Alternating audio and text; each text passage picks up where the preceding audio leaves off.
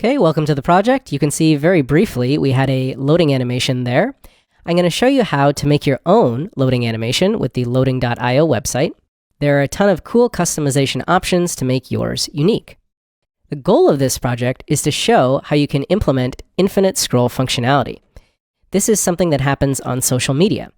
As a user scrolls near the bottom of the page, another network request is made, but it happens before you reach the bottom, so you don't see it and it feels like you're seamlessly scrolling forever. That's what we have going on here. The images are photos fetched from the Unsplash API, and we're tracking the moment all the images are loaded in order to dynamically hide our loading animation.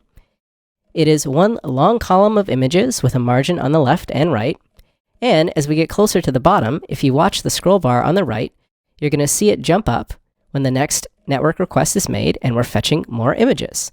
But you can see, as I'm scrolling, that it is a totally seamless experience. Now, if we hover over an image, we can actually see the description. And if we click on the image, we can see that image on the Unsplash website so that we can see the author or download the photo if we want. The last thing I'm going to show is if we open up our DevTools, we can see that it's also mobile responsive as well.